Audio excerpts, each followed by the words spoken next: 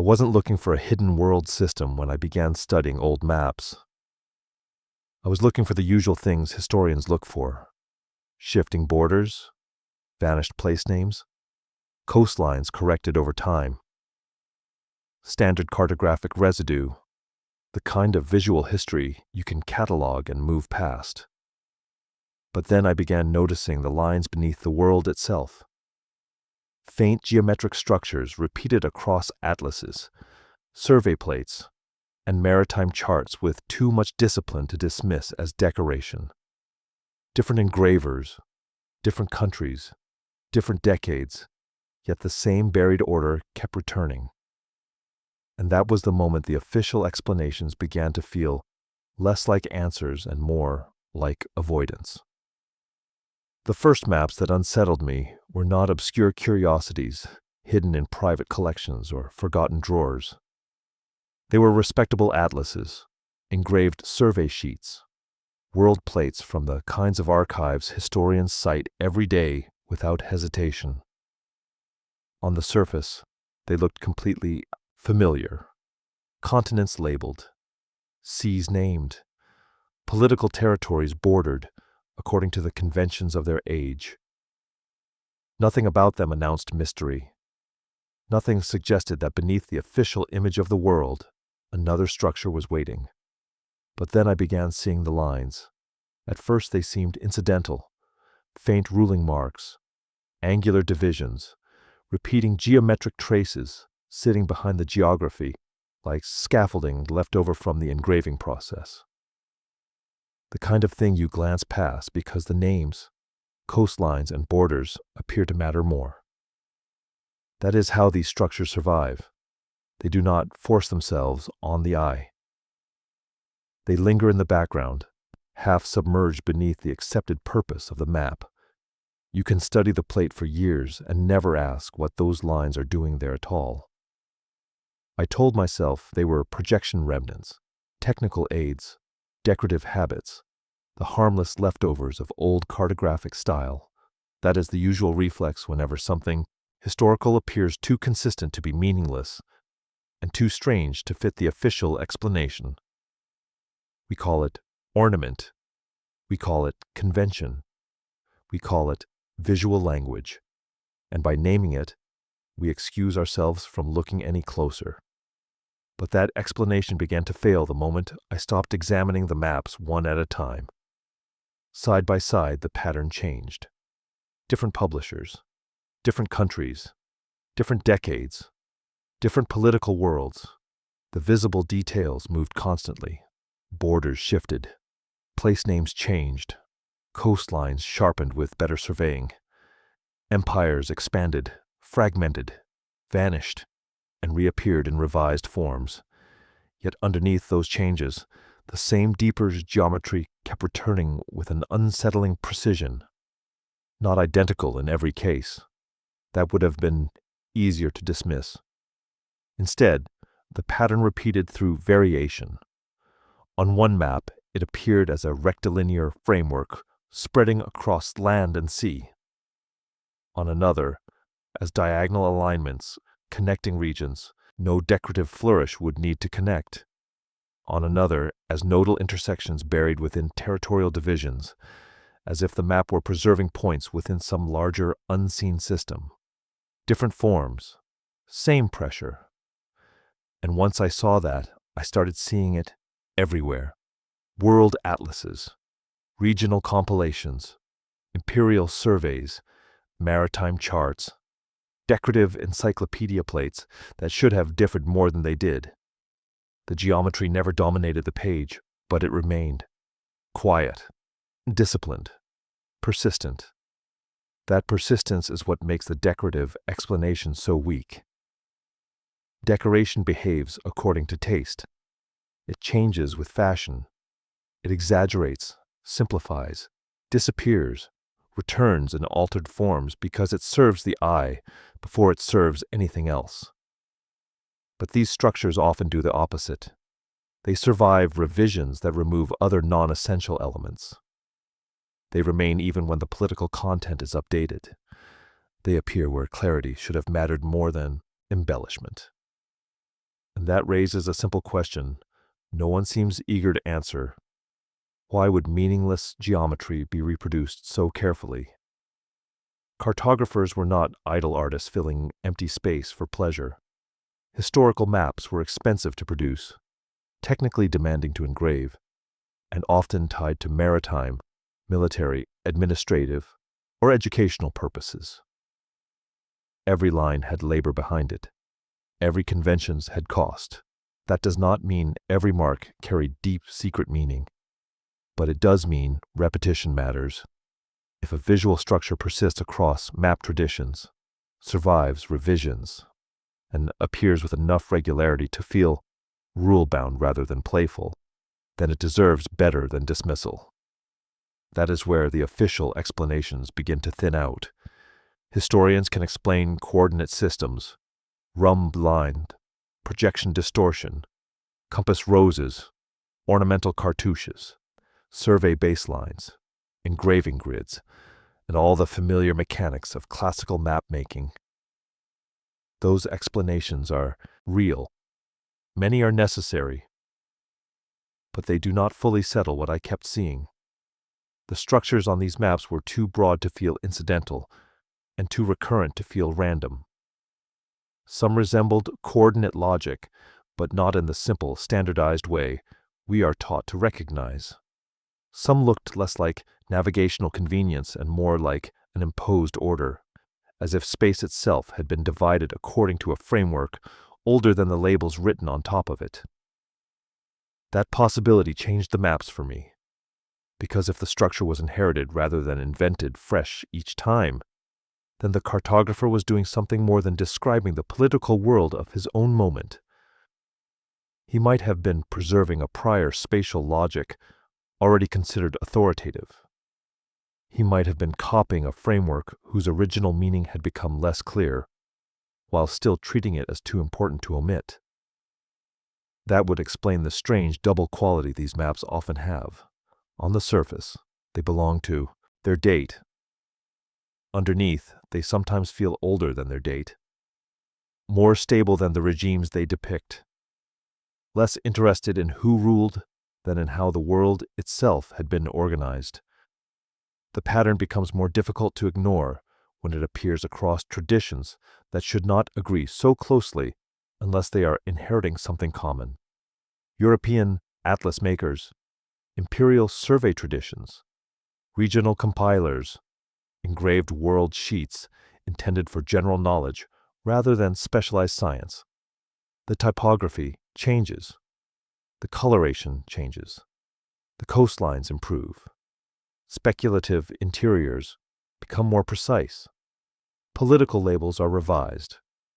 Yet beneath those visible updates, the hidden geometry often remains, like a structural frame left untouched while the walls are repainted. And that is the detail I keep returning to. If the lines were merely decorative, they should behave like decoration.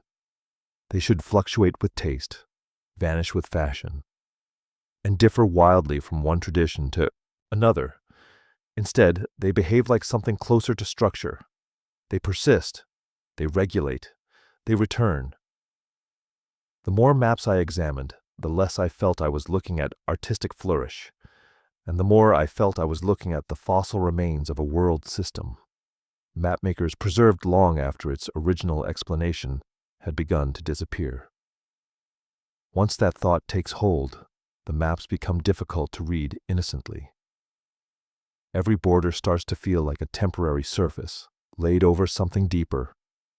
Every label begins to look like a later caption, added to an older framework.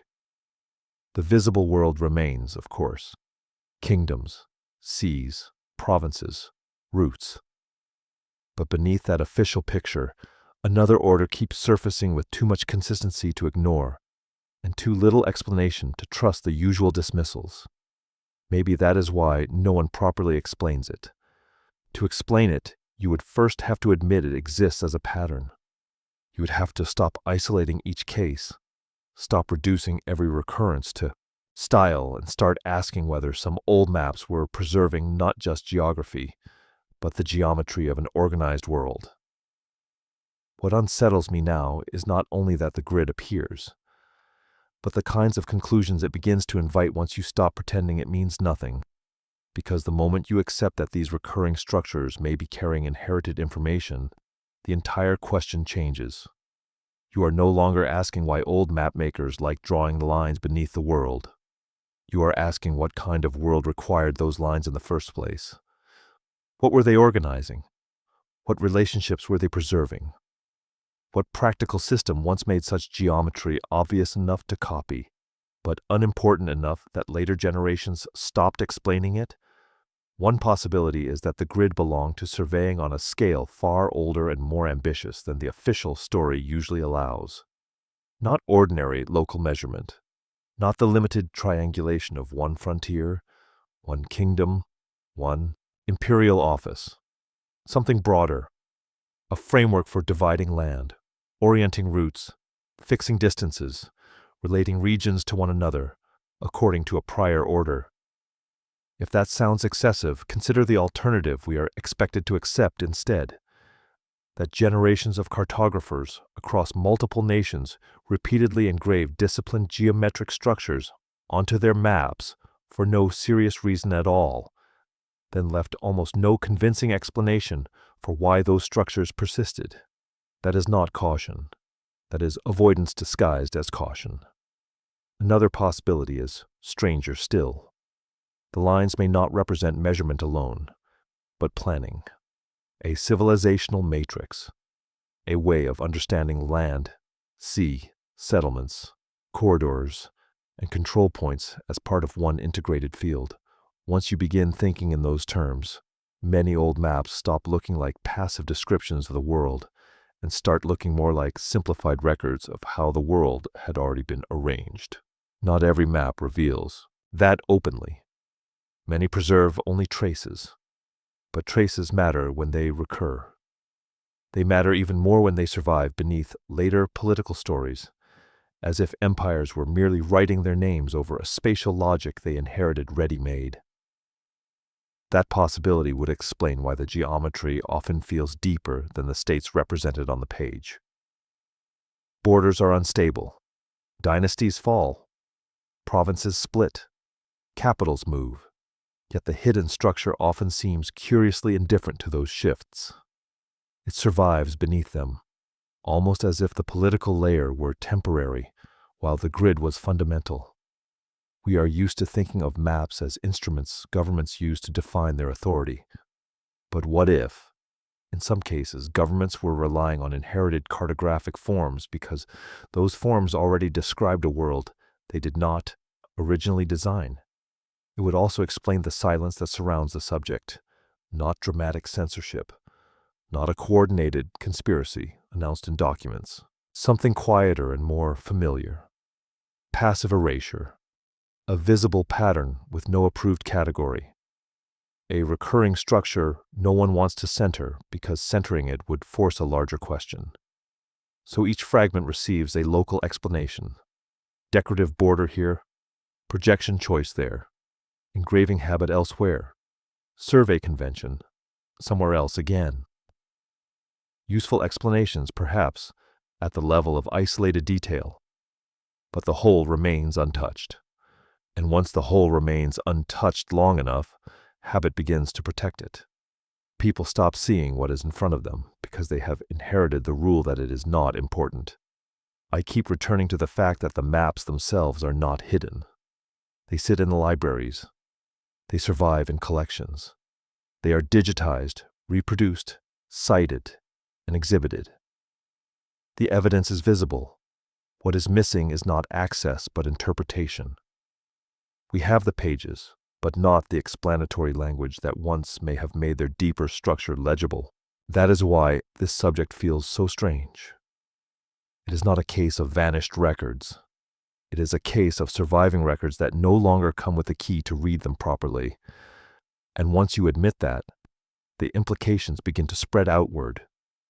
If a grid-like order once structured cartographic thinking, then it may have left traces beyond maps themselves. In road alignments that seem too regular to be accidental. In fortress placement. In administrative divisions, whose shapes look irrational until viewed against deeper spatial logic, in monumental sites distributed with suspicious discipline, in city plans whose axes are treated as ceremonial today because the practical framework that once justified them has been forgotten. The maps may not be isolated witnesses at all. They may be one surviving expression of a larger organizational habit that once linked geography, infrastructure, control, and movement into a coherent design. I am not claiming these maps prove every theory people attach to them. That would be careless. The point is not certainty. The point is proportion. A repeated structure visible across multiple traditions deserves an explanation proportionate to its recurrence. And that is exactly what it has never received. The weakness of the official response is not that it offers nothing. It is that it offers fragments where a pattern demands to be addressed as a whole. The map is treated as a collection of isolated features when what unsettles the eye is the persistence of the total arrangement. Because if the grid meant something operational, then history becomes less linear than we are taught to imagine. It suggests inheritance instead of invention, transmission instead of origin. It raises the possibility that later societies were not always designing from first principles, but adapting spatial systems whose original rationale had already begun to fade. That would explain the strange feelings so many old artifacts produce. Old buildings, old maps, old alignments. They often look too precise to be arbitrary and too persistent to be purely decorative. Yet they survive in a culture that no longer seems able to say exactly why they were made that way. Maybe that is the deeper discomfort here. A fully explained world is reassuring. A world whose visible order rests on forgotten assumptions is not. These maps hint that the Earth may once have been conceptualized through a framework more integrated, more standardized, and more deeply organized than the official story comfortably admits. Not a chaos slowly mastered piece by piece, but an order partially inherited and only partially understood by those who came later. So I keep looking at the lines, not because they solve the mystery, but because they refuse to disappear. They remain under the labels, under the borders, under the stories nations tell about themselves. They survive revision. They outlast political rearrangement. They persist with the quiet stubbornness of something once considered obvious. And every time I open another atlas and see the pattern return, I end up with the same questions. What were these cartographers preserving? Why does the same hidden geometry appear beneath so many versions of the world? And if the grid was once understood well enough to be copied again and again, what else did people once know about the structure of the Earth that we have mistaken for ornament, reduced to style, or simply agreed to forget?